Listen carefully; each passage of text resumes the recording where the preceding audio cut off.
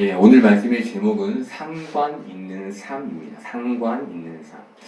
오늘 예수님은 손수 제자들의 발을 씻기십니다. 이 당시는 식사 전에 발을 씻는 문화가 유대인들에게는 있었습니다. 대부분은 하인들이 그 일을 대신했는데 오늘 예수님이 선생이시면서 하인들이나 하는 일들을 제자들에게 행하고 계신 것이죠. 그 성경은 예수님이 이런 행동하신 이유를 이렇게 설명합니다. 예수님이 아버지께서 모든 것을 자기 손에 맡기신 것과 또 자기가 하나님께로부터 오셨다가 돌아가실 것을 아셨기 때문이다.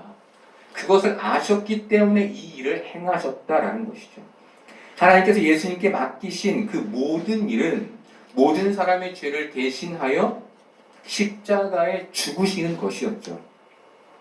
예수님이 곧 십자가에 죽으실 것을 아시고 이 일을 상징적으로 보여주셨다는 겁니다. 여러분, 예수님은 선생이시면서 제자들의 발을 씻기셨습니다. 이 일은 그냥 제자들에게 친절을 베풀기 위해서 저들을 배려해서 다정함으로 하신 일이 아니었습니다. 예수님의 행위는 낮아지심의 행위, 십자가에 돌아가실 것을 보여주시기 위한 행위였습니다. 십자가에서 가장 낮아지심으로 죽으셔야 하는 자신의 삶과 또 그 삶을 따라 살아야 할 제자들에게 그것을 보여주시기 위해 그렇게 하신 것이죠. 즉, 오늘 이 발을 씻기는 장면은 죽음을 담고 있는 겁니다. 단지 우리가 누군가를 배려하고 친절을 베푼 걸 넘어 죽음, 예수 그리스도의 십자가의 대속을 담고 있는 것이죠. 예수님은 저녁 잡수시던 자리에서 겉옷을 벗으시고 수건을 허리에 두르셨습니다. 그리고 대야에 물을 떠서 제자들의 발을 씻기셨고 수건으로 제자들의 발을 닦으셨습니다. 제자들이 권위를 가지신 선생이신 예수님께 발을 내밀기는 결코 쉽지 않았을 겁니다. 이미 이때 제자들 중에 베드로가 총대를 메죠. 그리고 베드로는 예수님께 주님께서 제 발을 씻기시옵니까? 이 물음의 의미는 예수님 진짜 제 발을 씻어 주시겠다는 겁니까? 라는 의미였습니다. 쉽게 말해 주님 왜 이렇게까지 하십니까? 도대체 이렇게까지 하시는 이유가 무엇입니까? 라고 질문한 것이죠. 이때 예수님은 이렇다 저렇다가 아닌 내가 하는 것을 네가 지금은 알지 못하나 이후에는 알게 되리라 라고 말씀해 주셨습니다. 그런데 베드로는 여기에서 멈추지 않았죠. 8절 전반을 보겠습니다. 베드로가 이르되 내 발을 절대로 씻지 못하시리라. 내 발을 절대로 결코 씻지 못하게 하겠습니다. 라고 말한 것이죠. 이 말은 저는 지금 이런 일을 받아들일 수 없습니다. 결코. 당신은 우리의 스승이 아닙니까? 어떻게 이런 일이 가능합니까? 저는 절대 주님께 내 발을 내놓지 않겠습니다. 라는 의미였습니다. 제자들은 예수님을 곧 이 땅의 왕이 될 분으로 믿고 있었습니다. 그게 제자들이 예수님을 보는 시각이었어요. 권력과 권세를 가지고 새 나라를 세워 그 땅을 통치할 왕이신 예수님, 그것이 바로 그들이 바라보는 예수님이었습니다. 그렇게 왕이 되실 분이 자기 발 앞에 엎드려 자신의 말을 닦는 행위를 하는 것, 그것이 그들에게 용납이 됐을까요? 그들이 기대하는 모습이었을까요?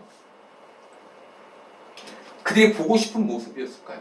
여러분, 우리는 지금 어떤 예수님을 믿고 있습니까? 나를 이 세상에서 형통하며 권세와 권력과 세상의 것들을 온통 누리게 해줄 그 왕으로 모시고 있습니까? 아니면 낮아지심으로 우리의 영혼을 구원하신 분으로 믿고 있습니까? 베드로와 제자들은 전자의 믿음을 가지고 예수님을 바라보고 있었던 거예요. 그러니까 예수님의 그 행동이 이해가 안 됐던 것이죠.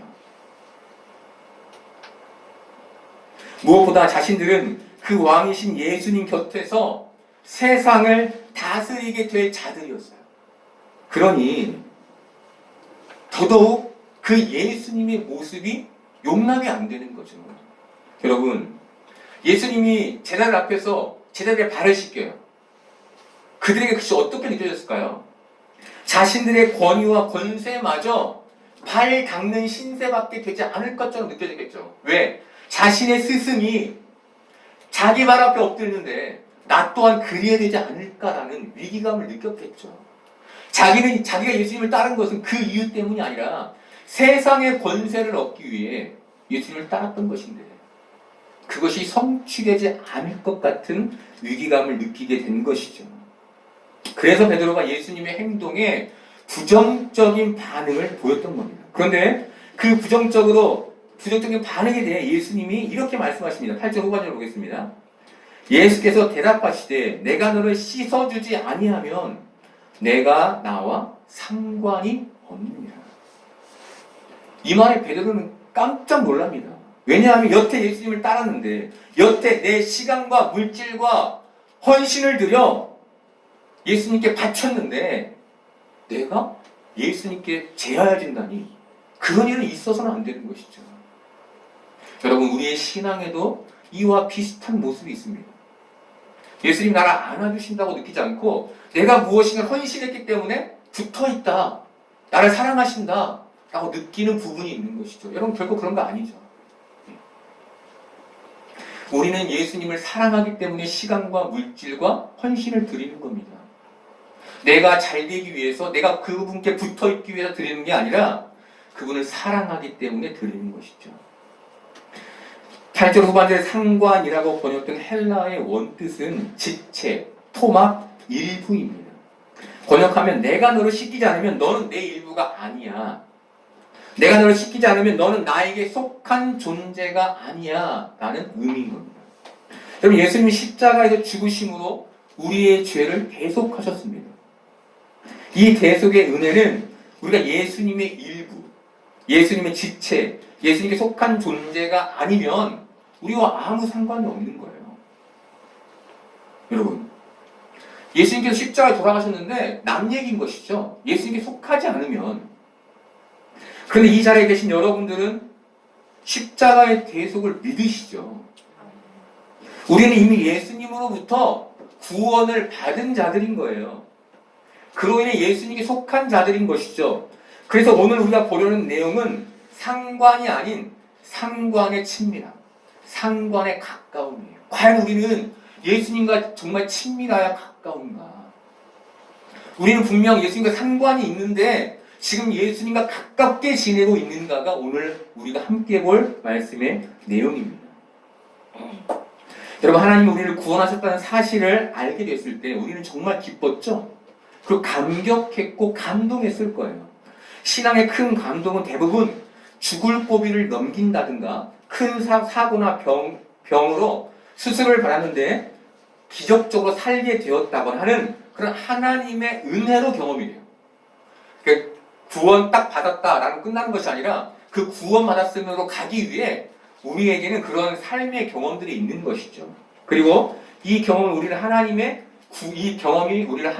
구원과 연결시켜 주는 거예요. 이렇게 신앙의 감동과 구원의 감동이 생기면 그때부터 우리가 어떻게 합니까? 신앙의 열심을 부리기 시작해요. 기도도 열심히 하고 예배도 열심히 드리고 찬송도 하고 막 걸어가면서 찬송하고 이런 일을 하게 되는 거죠. 헌신하고 싶고 하나님께 예배하고 싶고 이런 마음들이 생겨요. 하지만 이 상태에서 구원이 하나님의 선물이라는 것까지 도달하지는 못해요. 왜냐면 아직 신앙의 초보이기 때문에 내가 받은 것이 하나님의 선물이지 라고까지는 이해 못하는 것이죠. 그래서 자꾸 내 공로와 헌신과 열정으로 그 감동을 유지하려 해요. 자꾸. 쉽게 말하면 그 감동이, 구원의 감격이 어느 정도 내 신앙을 이끌어가는 기간이 있는 것이죠. 그런데 사람들은 이 시간이 지나며 내가 의도 없고 공로도 부족하며 헌신도 충성스럽게 하지 못하는 사람임을 보게 돼요. 자꾸 죄를 짓고 교회 나가기 싫어지고 찬송이 없어지고 기도가 사라지는 것들을 경험하며 나 이거 이제 좀 차가워진 것 같은데? 라는 생각들을 하게 되는 것이죠. 이때 신앙의 감동과 신앙의 열정도 점차 사그러지게 돼요. 그리고 어느 순간 나는 구원받은 사람이 맞나? 라는 의구심까지 들게 돼요. 바로 이때 우리에게 필요한 것이 뭐냐면 내 힘으로는 아무것도 할 수 없었구나인 거예요. 내가 헌신해서 하나님 날 사랑하셨고 기도해서 하나님 날 사랑하셨고 예배를 열심히 해서 날 사랑하신 게 아니라 나는 아무것도 아닌데 하나님 나를 사랑하셔서 구원하셨구나에 도달해야 그래야만 우리가 구원이 은혜인 것을 깨닫게 되는 거예요. 문제는 많은 사람들이 이 신앙의 두 번째 단계, 앞서 말씀드린 것처럼 점점 신앙이 차가워지고 열정이 식어지는 가운데 멈춘다는 거예요. 신앙이. 하나님이 나에게 구원을 줬으니 받았어 정도의 느낌만 가지고 신앙생활하는 것이죠. 예배 자리에 갔는데 이 마음에 감격과 감동이 있는 게 아니라 하나님 날 구원하셨지 정도의 느낌만 가지고 하는 거예요. 쉽게 말하면 하나님과 예수님과 성령님과의 친밀함은 잃은 채 형식적인 신앙생활로 자신의 신앙의 의무를 다하게 된다는 겁니다. 왜 이런 현상이 생겨나는 걸까요? 이유는 하나입니다. 베드로가 예수님께 발을 내밀지 않았듯 예수님께 우리의 발을 다시 내밀지 않기 때문인 거예요. 그렇다면 현재 우리에게 발을 내민다는 것은 어떤 의미일까요? 발을 내민다. 베드로에게 선생이신 예수님께 발을 내민다는 것은 무례한 행동이며 스스로에게는 거북스러운 행동이었을 겁니다. 거북스러운 행동. 그래서 베드로가 그렇게 부정적이었던 거예요. 하나님, 예수님 왜 내 발을 굳이 손도 아니고 발을 이런 거예요. 그런데 베드로는 예수님께 발을 내밀어야 했어요. 왜냐하면 그것이 예수님과 상관 있는 행위, 예수님의 지체가 되며 일부가 되는 행위였기 때문이에요. 그 행위가 베드로에게 일어나지 않았다면 예수님과 베드로는 상관이 없는 거예요. 다시 말하면 그것만이 구원의 행위였기 때문입니다. 여러분, 우린 다 큰 어른이죠. 여기 학생들 있지만 우리는 어른입니다. 어른이란 자신의 삶을 스스로 책임질 수 있게 됨을 의미해요. 그렇죠? 예. 그래서 어른이 되면 명예와 체면이 중요해집니다. 아이들은 명예와 체면이 중요하지 않아요. 왜냐하면 어른들이 대신해 주니까. 근데 어른들은 스스로가 선택하고 결정하기 때문에 명예와 체면이 아주 중요하죠. 그것이 자신의 평가 기준인 거예요. 그것이 내가 평가되는 기준이 되기 때문인 거예요. 문제는 이 상태가 신앙에도 그대로 연결된다는 겁니다. 내 체면이 중요하고 내 명예가 중요한 게 신앙에도 그대로 연결된다는 거예요. 예전에는 교회에서 자주 세족식을 했죠. 그죠? 장로님들이 성도님들의 발을 닦아주며 기도해주고 했던 일들이 있었어요. 여러분들 중에도 세족식을 경험해 보신 분들이 계실 겁니다. 그런데 누군가에게 내 발을 내민다는 게 쉽습니까? 주저하게 되죠. 그죠? 왜 주저하게 될까요? 여러분, 왜 남에게 발을 내미는 게 주저하게 될까요? 발은 집에서가 아니면 잘 내놓지 않는 거예요. 내 가족 외에는 잘 보여주지 않는 거예요. 그리고 발은 냄새가 나거나 더럽다는 인식이 있어요. 바로 이 발을 누군가에게 보여준다는 것은 나의 치부를 보여주는 것과 같은 의미인 거예요. 그래서 발을 내미는 게 쉽지가 않아요. 다시 말하면 그것이 자신의 체면이며 그것이 자신의 명예인 거예요. 지금껏 내가 숨겨왔던 내 명예를 위해서 내 안에 있는 악한 거 숨기잖아요. 내 체면을 위해서 내 마음에 있는 소리 숨기잖아요. 그것이 발가벗겨지는 것처럼 느껴지는 거예요. 발을 내미는 게. 나의 포장되어 왔던 이중성이 들통나는 것 같은 거, 그게 바로 발을 내미는 행위인 겁니다. 여러분, 그런데 예수님 상관의 친밀함, 예수님과 가깝다는 건 뭐예요? 예수님과 가까우니까 내 발을 기꺼이 내어놓게 되는 것이죠. 예수님 앞에서 나 체면을 차리지 않고 예수님 앞에서 내 명예를 차리지 않고 내 발을 기꺼이 내미는 거, 그게 가까운 거예요. 그런데 많은 사람들이 예수님 앞에서 그 행위를 이루지 못하고 있다는 겁니다. 여러분, 지금 예수님은 베드로 앞에서 낮아져 계세요. 그런데 정작 베드로는 어떻죠? 높아져 있어요. 여러분, 이 관계를 잘 보셔야 돼요. 낮아져야만, 나는 아무것도 아니어야만 나의 이 가리고 있는 것들을 주님께 보여줄 수 있는 거예요. 근데 못 보여주면 상관이 있다 없다? 없는 거예요. 마태복음 5장 3절에서 예수님은 심령이 가난한 자는 복이 있나니 천국이 그들의 것입니다 라고 말씀해 주셨어요. 심령이 가난하다는 것, 이것은 마음이 가난하다는 것이죠. 마음이 언제 가난합니까? 마음이 낮아질 때 가난해요. 여러분, 삶에서 좌절을 경험해 보셨죠? 실패를 경험해 보셨죠? 마음이 어떻든가요? 낮아지죠, 그냥. 와! 너무 힘들다. 와! 근데 사실 정말 낮아지면 힘들다는 마음도 안 들어요. 그냥 딱 포기가 돼버리죠. 바로 그 포기된 상태에, 바로 그 상태가 복이 있대요. 왜? 그때만이 비로소 우리가 우리의 체면과 명예를 내려놓고 하나님만 보게 되기 때문이에요. 그러니 천국이 자기 것이죠. 여러분, 우리는 어느 때 마음이 낮아집니까? 내 힘으로 할 수 없다는 상황. 지푸라기로 잡고 싶을 때 우리는 낮아지게 되는 거예요. 아무것도 할 수 없구나. 이 세상을 주관하시는 분께 내 삶을 드리지 않고는, 의뢰하지 않고는, 그분을 신뢰하지 않고는 나는 아무것도 할 수 없구나. 바로 그 마음이 들 때 우리가 예수님께 내 발을 내밀게 되는 겁니다. 베드로는 바로 이 마음, 이 상태에 있지 않았고, 그래서 예수님께서 베드로에게 내가 네 발을 씻기지 않으면 너는 나와 상관이 없다라고 강하게 말씀하신 겁니다. 그럼 예수님은 제자들을 위해, 세상의 죄인들을 위해 십자가에서 두 손과 두 발이 찢기셨습니다. 바울은 이것을 로마서에서 번제라고 말해요. 번제. 우리의 죄를 용서하시기 위해 예수님이 제물이 되어 십자가에 달리셨다는 것이죠. 십자가에 달려 죽으신 예수님은 물과 피를 쏟으셨습니다.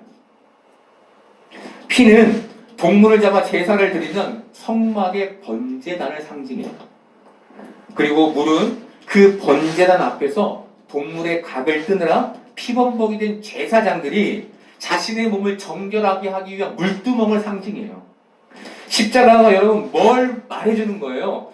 우리를 하나님께로 인도하는 성막을 상징하는 거예요.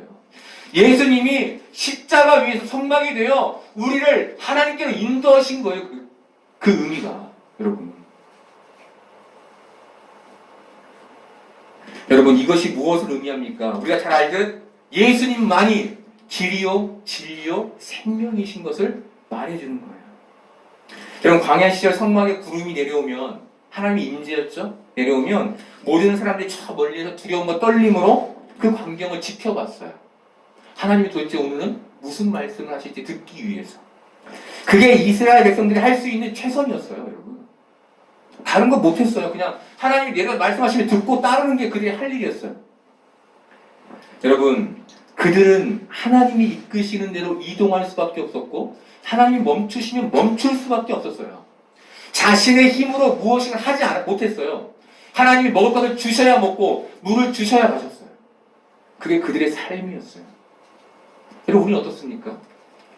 현실이라는 광야를 살아가죠. 이 광야에서 우리의 인도자는 누구십니까? 하나님이신 거예요. 우리에게 물을 공급하시고 양식을 공급하시는 분 누구십니까? 하나님이신 거예요. 다시 말하면 우리는 나의 모든 것을 다 하나님께 의뢰하며 나아갈 자들인 거예요. 여러분, 우리는 이제 신약을 사는 우리는 저 높이 십자가에 매달리신 예수님을 두려움과 떨림으로 바라보아야 할 자들인 거예요. 하나님이신 예수님이 우리를 인도하셨구나. 바로 그 자리에 나가는 것, 그것이 상관의 친밀함인 거예요. 우리는 하나님께서 광야를 걷는 이스라엘 백성들을 상관하셔서 구원으로 인도하신 것처럼 예수 그리스도의 상관으로만 구원에 이룰 수 있는 존재인 거예요. 이걸 잊어서는 안 되는 거예요. 늘 예배의 자리에서, 늘 삶의 자리에서 그걸 기억하며 그 자리로 나아가는 것. 이것이 상관의 가까움인 거예요. 바로 예수님은 베드로에게 이 얘기를 해주시기 위해서 베드로에게 내가 너를 씻어주지 아니하면 내가 나와 상관이 없느니라 라고 말씀하신 겁니다. 예수님의 내가 너를 씻어주지 아니하면 내가 나와 상관이 없느냐는 말에 베드로는 내 발뿐 아니라 손과 머리도 씻어 주옵소서라고 예수님께 말합니다. 그런데 예수님은 이미 목욕한 자는 발밖에 씻을 필요가 없다라고 말씀하시죠. 그리고 온몸이 깨끗하니라 라고 말씀해 주십니다. 여러분, 발과 손과 머리는 죄를 짓는 부분을 가리켜요. 죄를 짓는 부분. 그렇죠? 우리는 머리로 죄를 짓고 손으로 죄를 짓고 발로 그 죄의 자리에 가잖아요. 예수님이 십자가에서 머리에는 가시관이 씌워졌고 손과 발에는 못이 박히셨습니다. 이래서 예수님은 인간이 머리와 손과 발로 짓는 모든 죄를 짊어지시고 십자가에 달리셨죠. 그렇게 예수님은 우리의 모든 죄를 씻어 내셨습니다. 그렇다면 너희는 발만 씻으면 된다 라는 말의 의미는 뭘까요? 예수님 마태복음 11장 28절부터 30절에서 이렇게 말씀하셨습니다. 수고하고 무거운 짐진 자들아 다 내게로 오라. 내가 너희를 쉬게 하리라. 나는 마음이 온유하고 겸손하니 나의 멍에를 메고 내게 배우라. 그리하면 너희 마음이 쉼을 얻으리니 이는 내 멍에는 쉽고 내 짐은 가벼움이라. 예수님은 너의 멍에를 내가 전부 매겠다라고 말씀하지 않으세요. 대신 나의 멍에를 나와 함께 메고 내게 배우라 라고 말씀하세요. 그러면 마음이 쉼을 얻는 것이라고 우리에게 말씀하세요. 여러분, 이 말씀의 포인트는 육신의 쉼이 아니에요. 마음의 쉼이에요. 마음의 쉼. 멍에는 고대 근동에서 스승의 가르침과 권세를 가리켰습니다. 스승은 제자들에게 그 요구할 수 있었고 제자들은 그 권세와 그 가르침에 무조건 복종해야 했어요. 그게 멍에였던 거예요. 멍에. 예. 그런데 예수님은 제자들에게 내 권위에 복종하고 내 가르침을 그대로 실천하라고 하지 않으신 거예요. 대신 나의 멍에를 나와 같이 매자. 내 것을 내려서 네가 짊어져가 아니라 아니 내가 살 테니 너도 같이 살자라고 말씀하시는 것이죠. 구주이신 예수님은 인간의 죄로 인해 져야 할 십자가를 대신 지셨습니다. 우리도 우리의 모든 죄를 해결하셨어요. 예수님이. 그래서 우리에게는 멍에가 있을까요? 없을까요? 없는 거예요. 예수님이 십자가에서 다 해결하셨으니까. 하지만 예수님은 아니 나와 함께 져야 할 멍에가 있어 라고 말씀해 주세요. 바로 이 멍에가 발만 씻으면 된다라는 말과 같은 의미인 거예요. 그렇다면 우리가 예수님과 함께 져야 할 멍에, 다른 말로 발만 씻으면 된다라는 말의 의미는 뭘까요? 그것은 예수님이 나와 함께 매자고 한 온유와 겸손의 삶을 말하는 거예요. 여러분, 대단히 중요한 거예요. 여러분, 우리가 이 땅에 져야 할 멍에는 죄의 멍에가 아닌 거예요. 하나님 저를 용서해 주세요. 그만하셔도 돼요. 다 용서받았어요. 예수 그리스도의 보혈로 용서받았다고요. 근데 거기에 붙잡혀 있으면 안 되는 거예요, 여러분. 여러분, 어느 때가 가장 힘듭니까? 과거에 지었던 죄들이 다시 현재에서 나를 괴롭힐 때가 있죠. 내가 왜 그랬을까? 여러분, 그럴 필요 없는 거예요. 하나님께 고했고 내 삶이 달라졌으면 거기서 멈추면 돼요. 그리고 그 회개가 멈췄다면 그 다음의 삶이 뭔 거예요? 온유와 겸손의 삶. 발만 씻으면 되는 삶인 겁니다. 지옥은 죄의 벌을 받는 곳이죠. 그렇죠? 쉽게 말해 내가 지은 죄의 무게를 지는 곳이 어디인 거예요? 지옥인 거예요. 지옥. 그런데 우리는 죄의 상을 받았어요. 그렇죠? 그래서 우리가 져야 할 죄의 무게가 있나요, 없나요? 없는 거예요. 하지만 죄 씻음을 받은 자의 삶은 남아 있어요. 그게 바로 뭐예요? 온유와 겸손의 삶인 겁니다. 여러분, 이 모든 게 예수님과 상관이 있을 때 우리에게서 나오게 되는 거예요. 예수님과 내가 친밀하고 가까워서 내 발을 내밀 때 그때 이 삶이 나오는 거예요. 지금 우리에게 온유와 겸손한 삶이 없다면 우리는 지금 예수님과 친밀한 게 아닌 거예요. 예수님께 내 발을 내밀고 있지 못한 거예요. 여러분, 그런데 오늘 말씀 여기서 끝나지 않아요. 예수님, 너희가 깨끗하나 다는 아니니라 라고 말씀해 주세요. 예수님과 친밀하지 않은 누군가가 있었다는 거예요. 그 제자 중에. 일반 사람들이 아니라 그 제자들 중에 있었다는 거예요. 여러분, 가룟 유다는 자기 발을 예수님께 내어놓았을까요? 안 내놓았을까요? 성경에 나와 있지 않지만 아마 내어놓았을 거예요. 그런데 그 내어놓음은 친밀함의 내어놓음이 아니었던 거죠. 자신의 의도를 숨긴 내어놓음이었던 거예요. 내가 제자인 척하는 걸 들키지 않기 위한 내어놓음이었던 거예요. 여러분, 성경은 그것을 요한복음 12장에서 가난한 자를 생각하지 않는 자다 라고 가룟유다를 설명해줘요. 저자는 가난한 자를 생각하는 자가 아니야, 가식적인 자야, 이중적인 자야 라고 말해주는 것이죠. 여러분, 가룟유다는 그 이중성을 예수님 앞에서 숨겼던 거예요. 자신을 포장하고 있었던 것을 내려놓지 못하고 숨겼던 거예요. 그리고 여러분, 사도행전은 가룟유다의 죽음을 이렇게 기록해요. 그가 창자가 터져 죽었다. 무엇을 말해주는 걸까요? 자신의 죄의 무게를 져야 하는 지옥을 말해주는 거예요. 여러분, 가룟유다가 마음으로 그의 발을 예수님께 내어놓았다면, 가난한 마음으로 예수님께 그의 발을 내어놓았다면 그는 예수님과 상관 있는 자가 되어 구원의 은혜를 경험했을 겁니다. 그런데 그는 여전히 예수님의 제자이면서도 자신의 마음을 숨기며 자신의 체면과 자신의 위치를 고수하기 위해 여전히 이중성을 가지고 자신을 포장한 채 있었던 거예요. 사랑하는 여러분, 예수님을 구주로 믿은 우리는 예수님과 상관 있는 자, 친밀한 자로 살고 있습니까?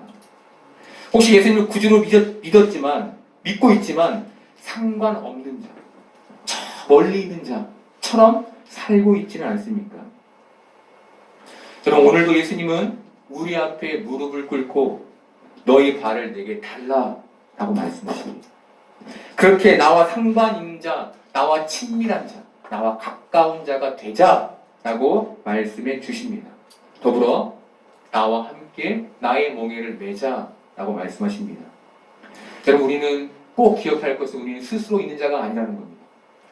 광야 시절 하나님이 이스라엘 백성들을 인도하셨던 것처럼 우리의 삶을 인도하고 계심을 꼭 기억해야 하며 그 안에서 의존적 존재로 하나님을 신뢰하는 자로 살아야 할 존재임을 기억해야 하는 것이죠. 그리고 그 밑바탕 속에서 우리의 발을 예수 그리스도께 내어 놓는 자가 되어야 하는 겁니다. 여러분, 이 시간 여러분들의 가난한 마음이 되어 예수님의 보혈에 여러분의 발을 담그는 복된 사람이 되기를 바랍니다. 그 예수님과 친밀해져서 이 땅에서 구원의 감격과 기쁨, 감사를 회복하는 여러분 되기를 소망합니다.